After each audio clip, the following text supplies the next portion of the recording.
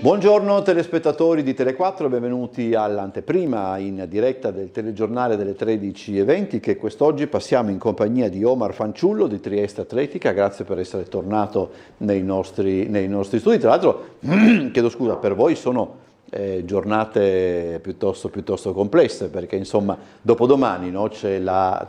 Poi qua ci fate diventare matti, perché questa è la Trieste Spring Run, della quale mercoledì si è tenuta la Spring Young. Esattamente. Cambiate nome il prossimo anno, chiamateli Veronica, come volete. No, è molto più semplice. In realtà io vi ringrazio per l'invito a nome mio e di tutta l'organizzazione. L'evento lo possiamo chiamare Bavisela. Ce lo ok, sì. perfetto. Sì, quindi così. l'evento è Trieste Spring Run e all'interno ha la Young della Bavisela, la Bavisela e la 21K.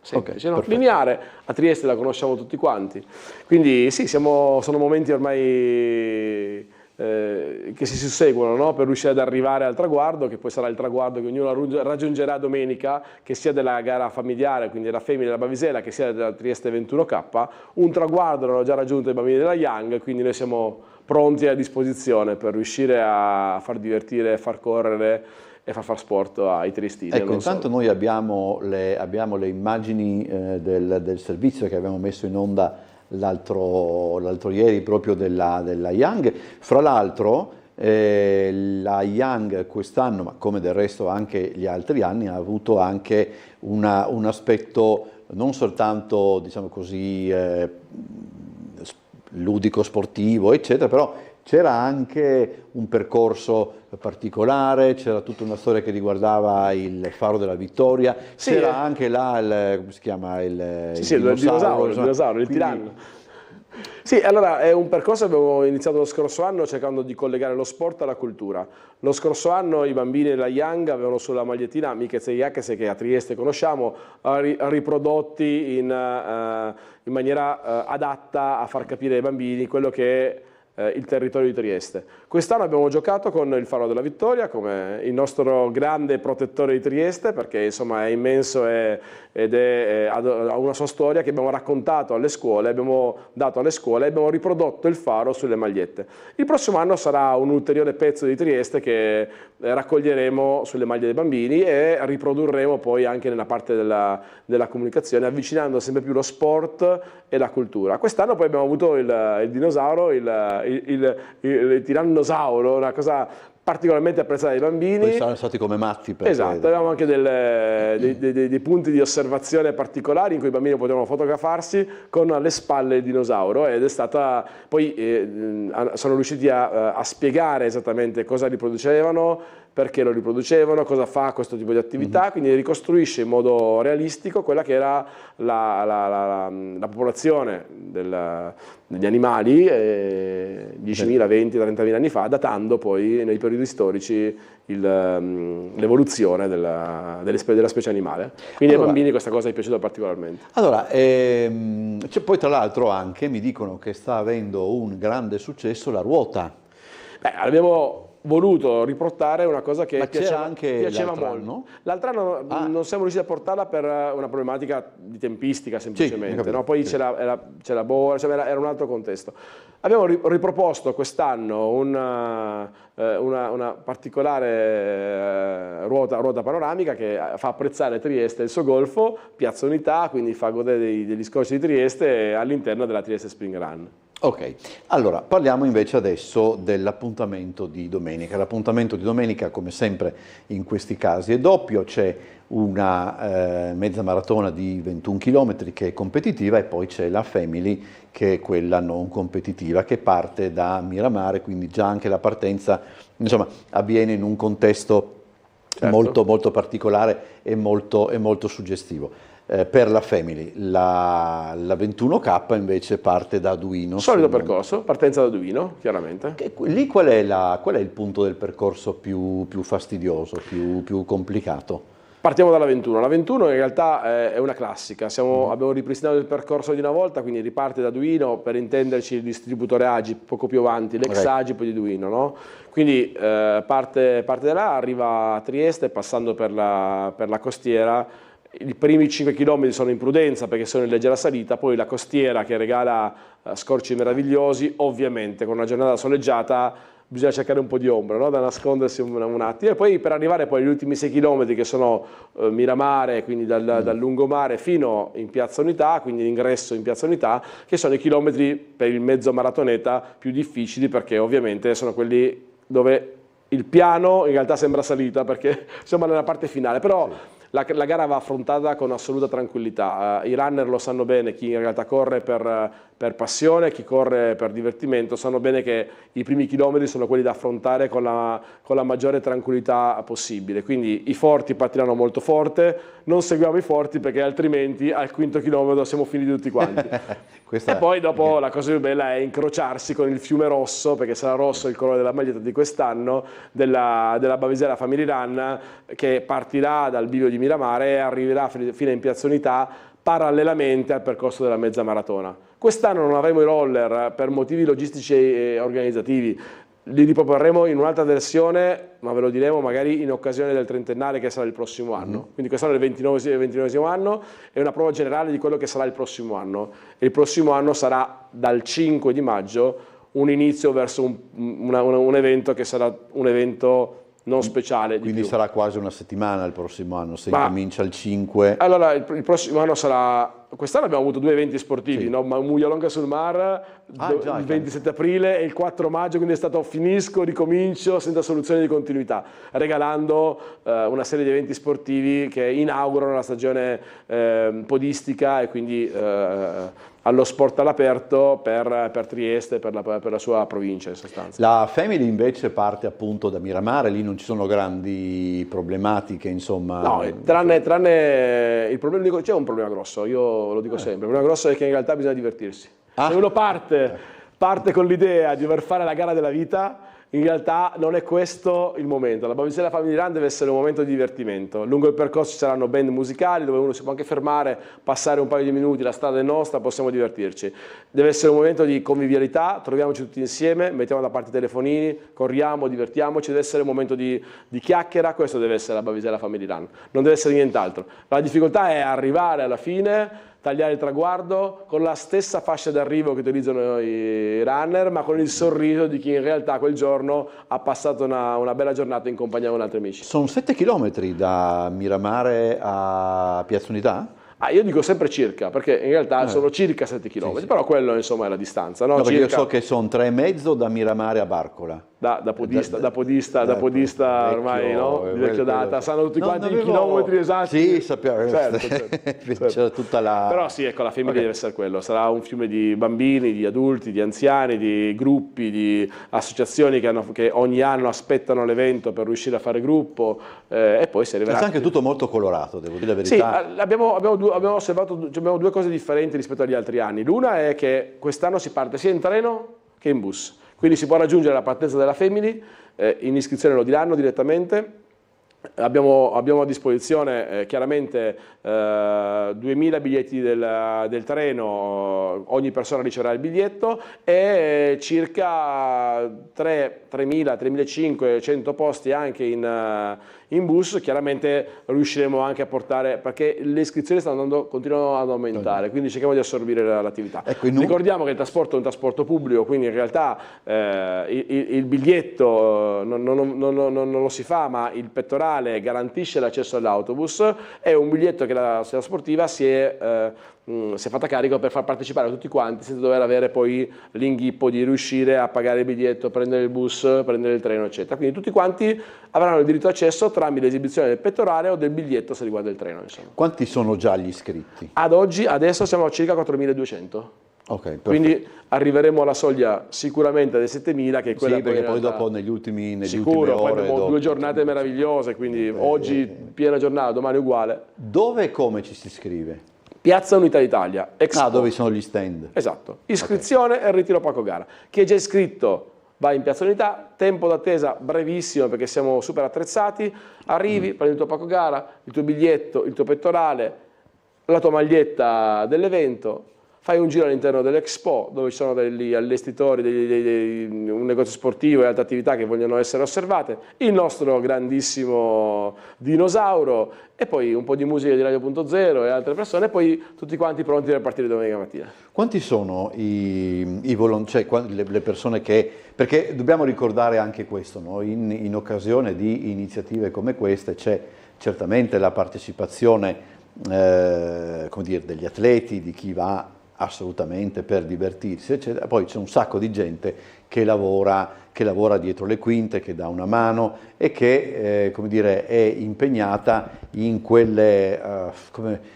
attività che appunto non si vedono mai, che guai se non ci fossero, perché non so, le transenne, dare anche le indicazioni di percorso, magari c'è qualcuno che partecipa per la prima volta, non ha idea di certe, che ne so, di certe, come si dice, svolte, eccetera. Insomma, deve esserci tantissima gente proprio per fare in modo che tutto prosegua nel modo migliore. Allora, non sarebbe possibile realmente poterlo fare diversamente, quindi i volontari sono le prime persone, oltre 60, quasi 100 forse domenica, delle più svariate associazioni nostre, chiaramente AP di Miramar, Trieste Atletica, supportano, costruiscono l'evento e quindi con i propri volontari danno il massimo possibile, ma non bastano, quindi abbiamo bisogno di associazioni che ci aiutano, delle associazioni che possono essere di riferimento del mondo sportivo o del mondo dell'associazionismo come l'Anvolt o anche altri amici che ci supportano anche nei ristori finali, quindi un grazie va veramente loro in modo enorme perché altrimenti non sarebbe possibile nemmeno aprire l'Expo. Certo. Le transenne, io poi dico sempre, i volontari sono volontari veri, cioè persone che vengono volontariamente, sposano la causa e lo fanno dedicando tempo senza ricevere nulla se non magari la magliettina del team e questo ci fa piacere perché poi riconoscono nell'evento anche un modo di passare un'esperienza.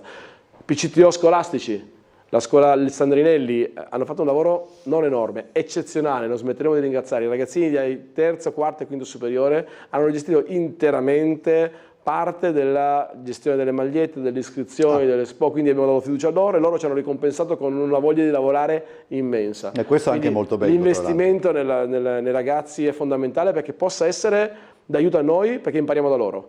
Sì, altrimenti sarebbe sempre un dire, oh, faccio io, voi non sapete fare nulla. Invece noi, se vedete quando verrete a ritirare i pettorali e il pacco gara, noterete che nella Family tutti i ragazzi che sono in front office, quindi davanti, sono giovani e giovanissimi. Li abbiamo messi là, lo hanno fatto, lo fanno con piacere, lo stanno imparando, lo vogliono rifare. Nei prossimi anni ci garantiamo la possibilità che il divertimento non sia soltanto correre l'evento, ma organizzarlo, perché è fondamentale. Sì. E c'è anche un altro aspetto di questa iniziativa ed è l'aspetto, un doppio aspetto, diciamo così, sociale, perché è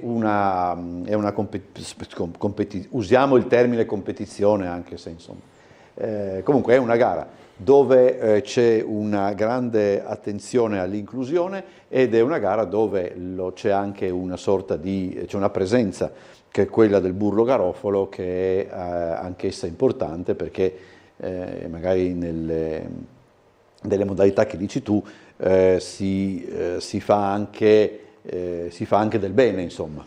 Certo, noi abbiamo sposato la causa della Fondazione Burlo, che non smetteremo mai di ringraziare anche loro per quello che ci regalano, no? Perché sembra banale, ma in realtà è quello che possono regalare chi fa parte di quelle attività. Quindi abbiamo deciso di sposare la Fondazione Burlo perché poi i progetti all'interno del Burlo vengono gestiti con fondi direttamente dalla Fondazione Burlo.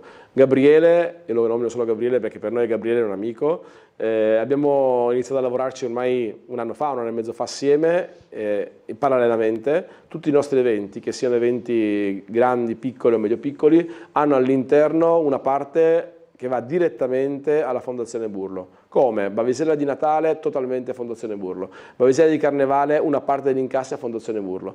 Nella Bavisella invece e nella Muglia Longa sul Mare, nella Bavisella di quest'anno, Trieste Spring Run, come lo scorso anno, noi abbiamo deciso di rimettere in gioco le magliette degli altri anni, magliette che sennò altrimenti andrebbero buttate negli scaffali o abbiamo rimesse in gioco e le abbiamo rese disponibili, chiaramente nelle taglie, nelle misure, nei colori che sono disponibili. Chi vuole a piacere con 5 euro può acquisire la maglietta degli scorsi anni, i 5 euro vanno totalmente, interamente devoluti al Burlo.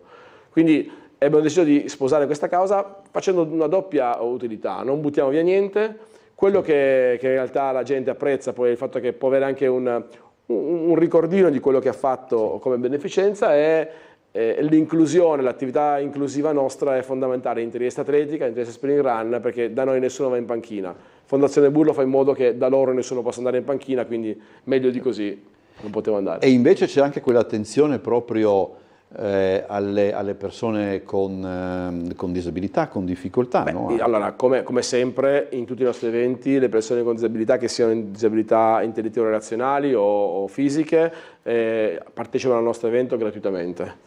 Per gli accompagnatori abbiamo deciso di far pagare l'accompagnatore per una questione di equità anche con gli altri, ma i gruppi numerosi sono attrezzati e hanno fatto in modo che il disabile vada all'interno del gruppo, e regaliamo, omaggiamo alla fine anche alla persona che accompagna il disabile la gratuità.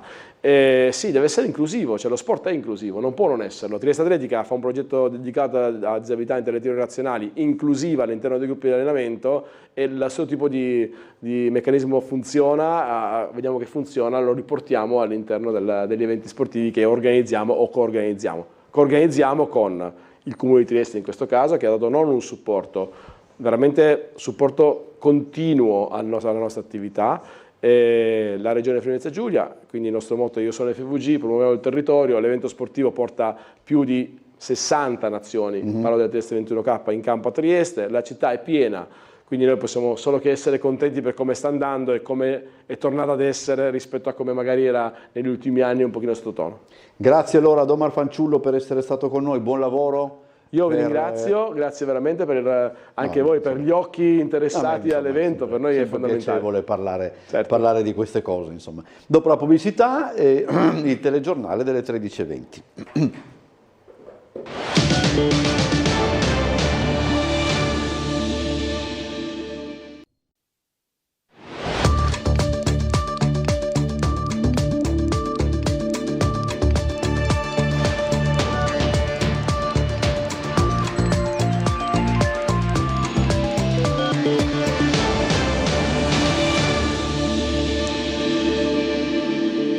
Telespettatori di Tele4, buongiorno, benvenuti a questa edizione del nostro telegiornale. Apertura riservata alla cronaca, tragedia sfiorata ieri sera al campeggio Obelisco. Fiamme partite da un camper hanno fatto esplodere alcune bombole di gas GPL, rogo domato dai pompieri che indagano sulle cause di quanto accaduto.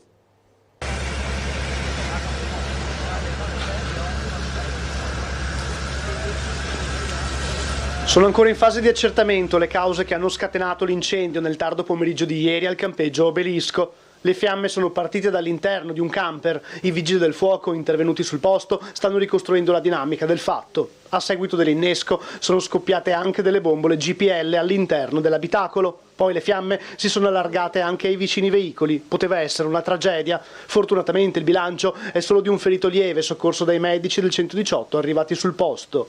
Il campeggio non è stato fatto evacuare, ma alcuni ospiti hanno scelto di uscire. Altri invece si sono spostati in un'altra zona lontana dall'incendio per non rischiare di rimanere coinvolti. Il fumo nero che saliva al cielo lo si è notato in tutta Trieste. Sul posto sono intervenuti i pompieri del distaccamento di Opicina con una squadra, 2 autobotti del comando di Trieste e un'altra da Monfalcone. Nel giro di un'ora e mezza la situazione è stata riportata sotto controllo. Il giorno dopo l'incendio le diverse automobili e camper coinvolti nell'incidente sono ormai delle carcasse irriconoscibili. Anche una motocicletta è stata sciolta dalle fiamme, così come le suppellettili e i vari materiali da campeggio. E vi è stato un incidente alle prime luci dell'alba a Barcola. Un autobus della compagnia Flixbus è finito fuori traiettoria andando ad urtare diverse auto parcheggiate lungo la strada. Il tutto è avvenuto alle 6 del mattino nei pressi del bar Franza. Secondo le prime ricostruzioni il mezzo, immatricolato in Bulgaria, avrebbe perso aderenza sbandando verso destra e centrando almeno 5 o 6 veicoli in sosta. Fortunatamente non si segnalano feriti gravi. Il personale sanitario del 118 118, intervenuto tempestivamente sul posto, ha classificato soltanto un codice verde. Molto più rilevanti invece i danni riportati dalle auto coinvolte nell'impatto. Oltre ai sanitari sono intervenuti anche una squadra dei vigili del fuoco e gli agenti della polizia locale che hanno eseguito i rilievi e gestito la viabilità. Tra le ipotesi al vaglio la più probabile sembra essere un colpo di sonno per l'autista. L'incidente ha causato rallentamenti e traffico intenso nella zona per tutta la mattinata. Adesso possiamo collegarci con la sala operativa della Polizia Locale. C'è in linea per noi l'ispettore Roberto Leonardi. Gli cedo la linea per le consuete comunicazioni riguardo viabilità e traffico. Buongiorno ispettore. Salve, buongiorno a voi. Dunque, colleghi smontani mi hanno detto mattinata un po' concitata, visto il grande afflusso di turisti presso questa città. Noi siamo attualmente impegnati per la viabilità sulle rive, perché il problema è sempre il solito di Parco San Giusto che non assorbe, perciò abbiamo presente sulla direttrice Mercato Vecchio e via del Teatro Romano. Per il resto non è successo nulla di particolare, ma le ripeto, ci sono tanti turisti che purtroppo vanno a intasare quella viabilità normale dovendosi inserire in quei parcheggi che sono o il Silos o appunto, come l'ho detto, il Parco San Giusto di via del Teatro Romano. Per il resto le direi tutto anormale. Ok, perfetto, ci sentiamo domani. Penso che domani parleremo anche di chiusure proprio per la Spring Run di domenica. Ma questo... Sì, però ne parliamo domani, ripeto, cerchiamo di risolvere questo problema per oggi intanto. Grazie, okay? Buon lavoro ispettore. Figuri, salve, buona giornata. Allora, blitz dei carabinieri a Ronchi dei Legionari, un 31enne è stato arrestato in flagranza per detenzione di droga ai fini dello spaccio. Durante la perquisizione nella sua abitazione, i militari hanno sequestrato circa 170 grammi di hashish, un bilancino di precisione e materiale per il confezionamento delle dosi. L'uomo, già noto alle forze dell'ordine, era sotto osservazione da tempo a causa del sospetto via vai di persone che andavano e venivano appunto dal suo appartamento. I sospetti si sono rivelati fondati. La sostanza stupefacente è stata trovata in gran parte nel comodino della camera da letto e in piccole quantità anche sul tavolo del soggiorno. Dopo l'arresto, il 31enne è stato portato al carcere di Gorizia. Il giudice ha poi convalidato l'arresto disponendo gli arresti domiciliari. La Regione e l'Università di Trieste hanno presentato i nuovi spazi sperimentali ricavate nelle aule dell'Ateneo di via Monfort, dedicati a un hub multiservizi per la giustizia di comunità.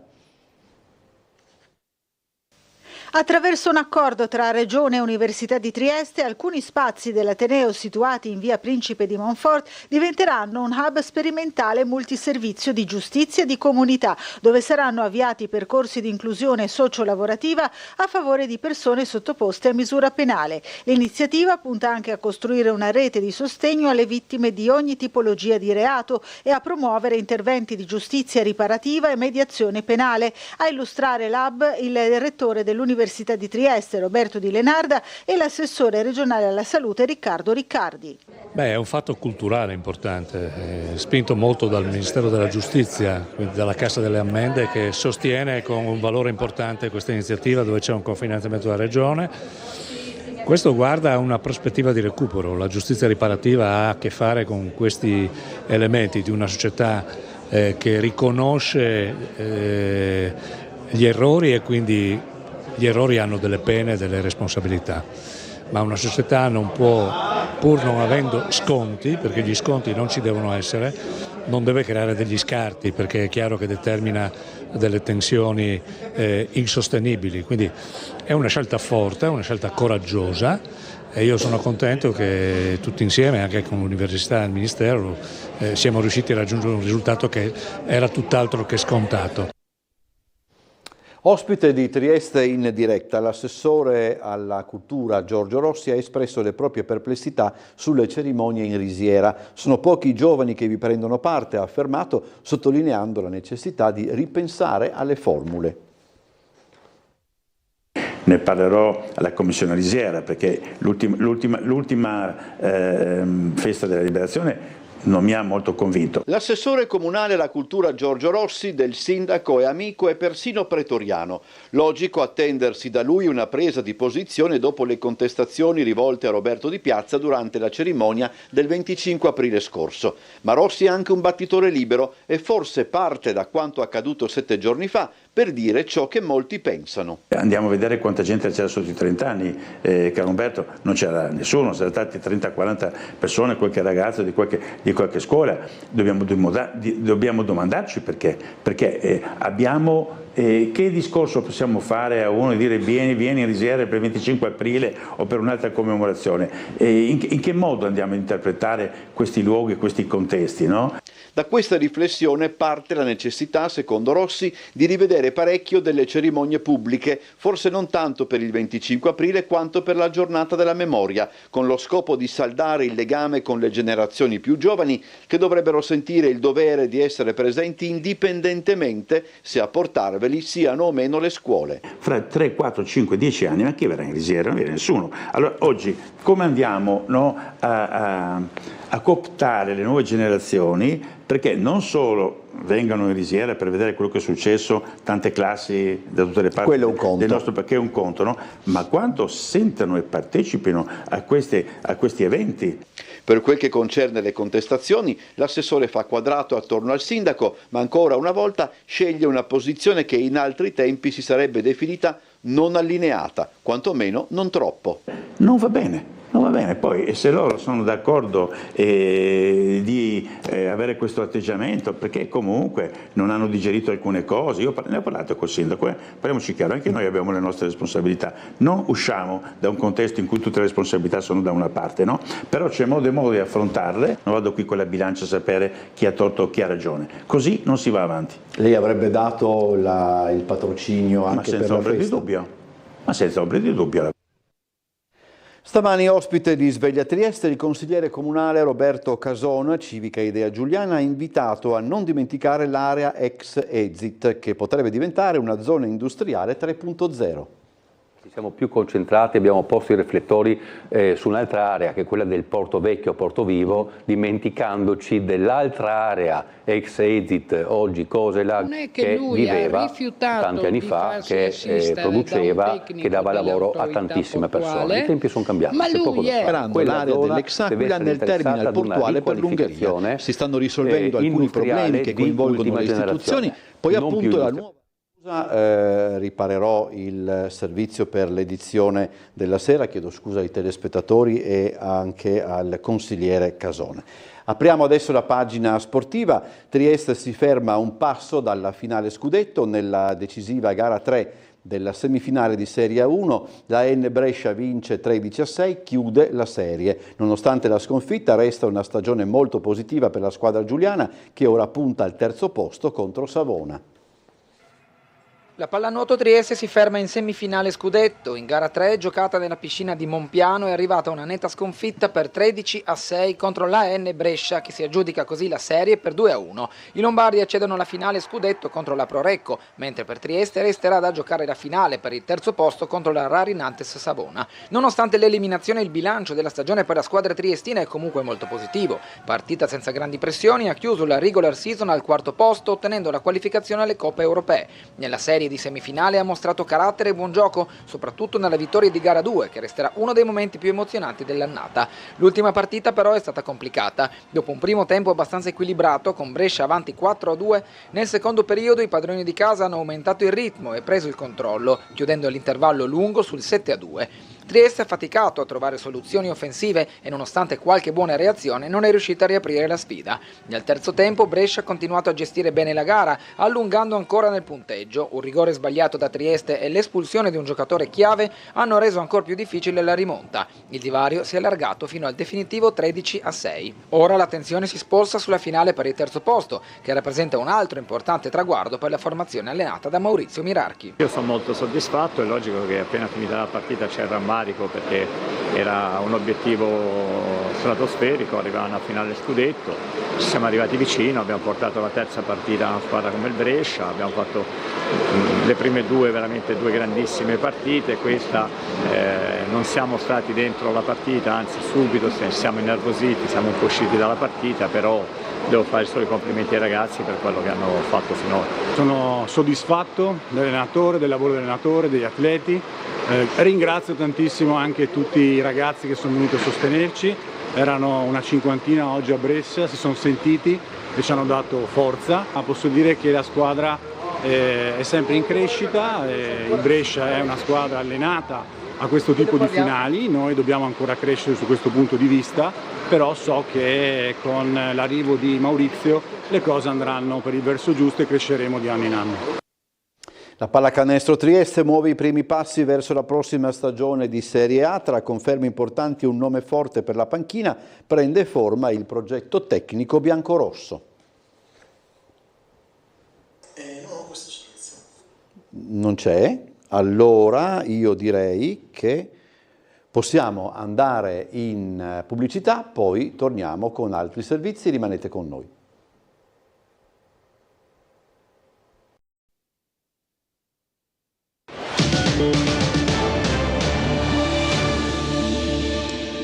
Rientriamo in studio, vi ricordo gli ospiti della puntata odierna di Ring che andrà in onda intorno alle 21:10 circa, Barbara Odorico di Forza Italia, Arturo Governa di Azione, Francesco Russo del Partito Democratico, Gabriele Cinquepalmi di Fratelli d'Italia, poi rifletteremo anche su come difendersi da rapine e furti assieme a Vincenzo Settimo, l'imprenditore che è rimasto vittima appunto di uno di questi fatti.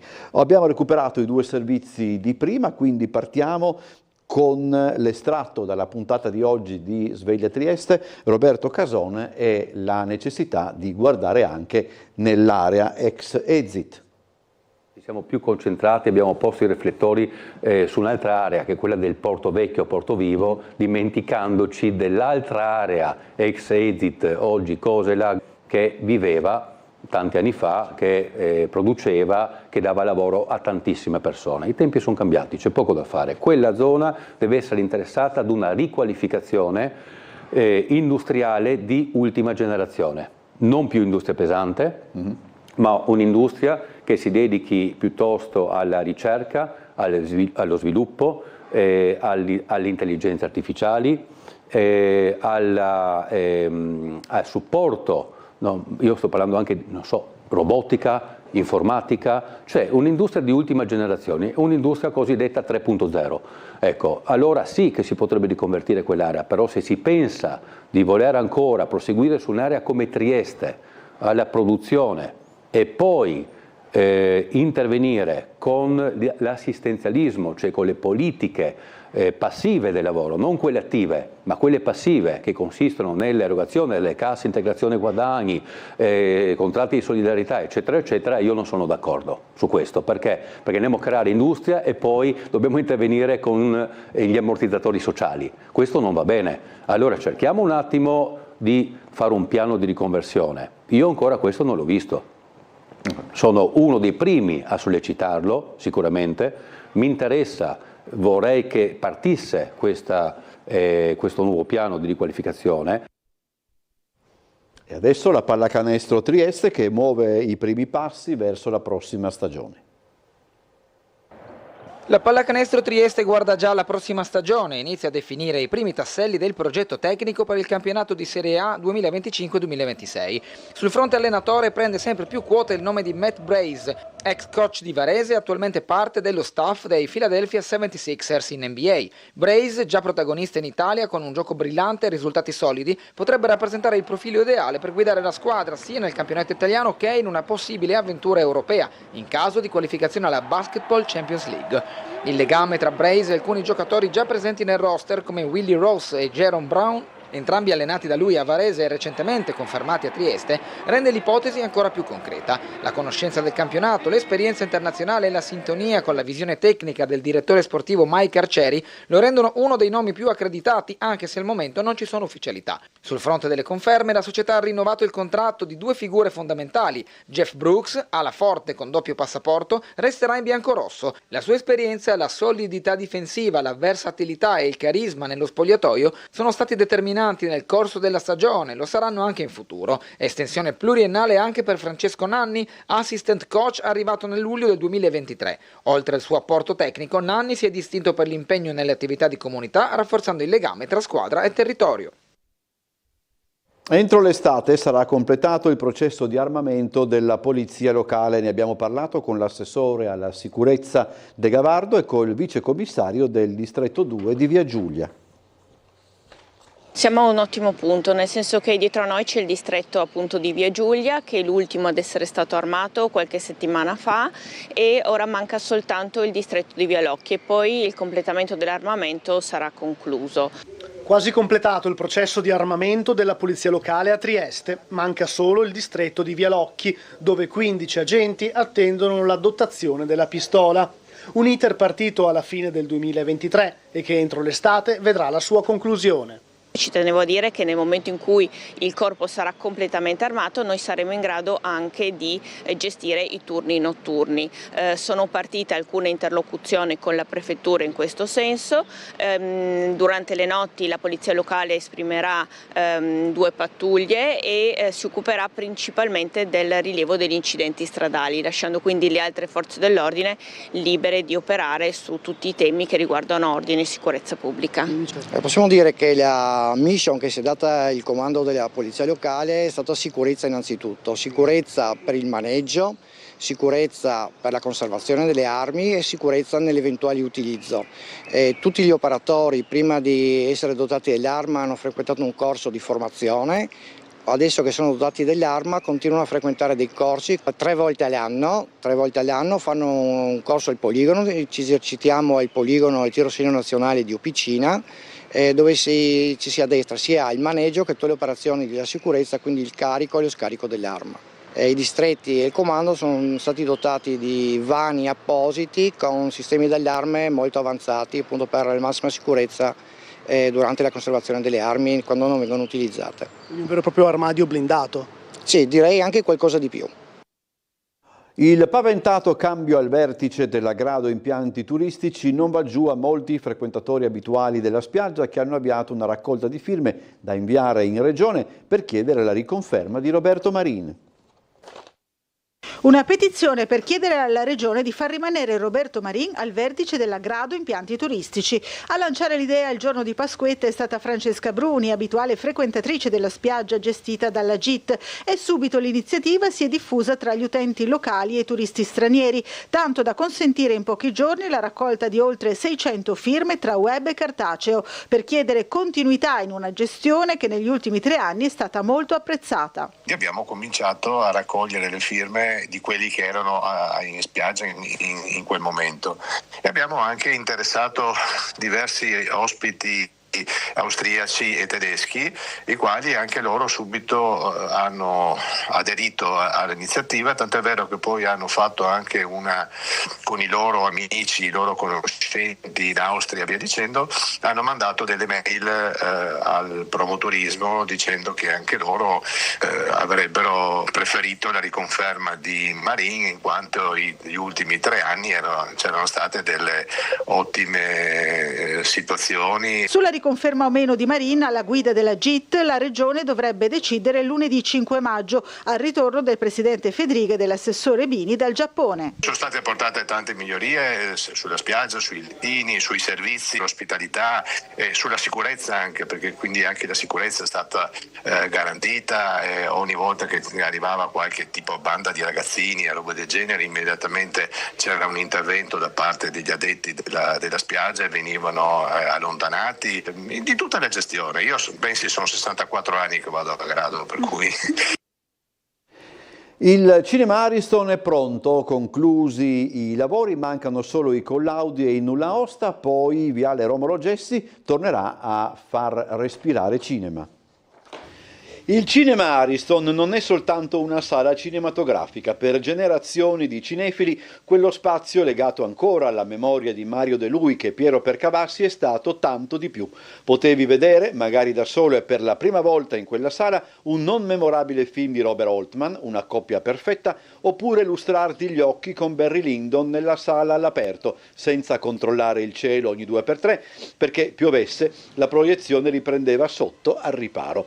Era quando una simile definizione aveva senso una sala d'essai l'Ariston, che non disdegnava l'intrattenimento di qualità, Evita, Mediterraneo, tanto per citarne un paio, o pellicole di impegno assoluto, La lista di Schindler. L'Ariston, dopo quasi 2 anni di lavori, contributo PNRR con interventi dell'assessorato alla cultura della Regione, di Banca Etica e Intesa San Paolo, ma anche della Fondazione CR Trieste, è pronto, con uno spazio in più ricavato sul lato sinistro della vecchia sala, per tornare a proiettare film, ma anche grazie al lavoro di Silvia Fontana, Francesco Semerani e di Andrea D'Apretto, peraltro. Ospiteremo presentazioni di libri, piccole mostre, piccoli eventi musicali, workshop, laboratori per bambini, come abbiamo sempre fatto, ma ampliando l'offerta anche grazie a questi nuovi spazi molto belli, confortevoli, e siamo anche in una zona bellissima di Trieste, che forse negli anni è stata un po' dimenticata, invece avendo qui davanti un viale alberato meraviglioso con una bellissima vista sul mare,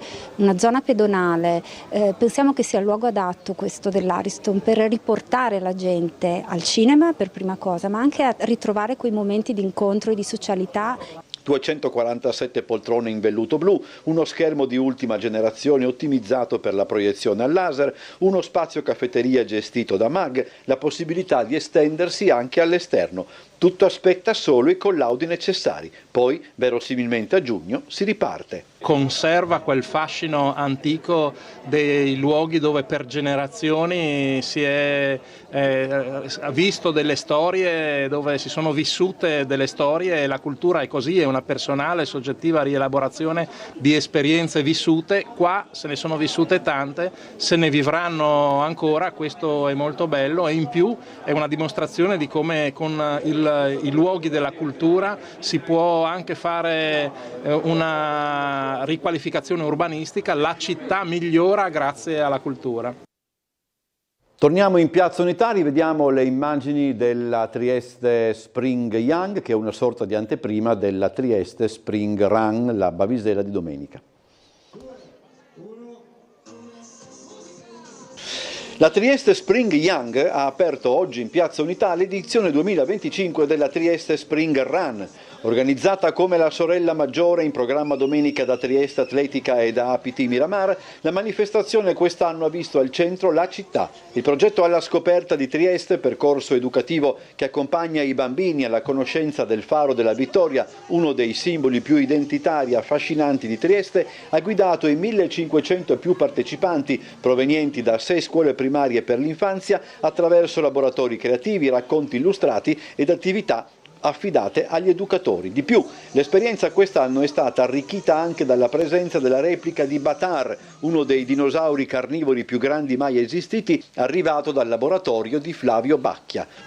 Oltre agli spunti culturali e scientifici, la Trieste Spring Young ha proposto anche momenti di condivisione, movimento e gioco sano, grazie al sostegno, fra gli altri, della Fondazione CR Trieste, da sempre attenta alla costruzione di una società più inclusiva fin dalla tenera età. La Spring Run torna domenica con gli appuntamenti più attesi, la 21 km da Duino verso Piazza Unità e la Family non competitiva, 7 km da Miramare, anche in questo caso verso Piazza Unità. È tutto, ci vediamo alle 17.55 con Trieste in diretta, 19.30 telegiornale, 21.10 Super Giù, Ring, buon pomeriggio, a più tardi.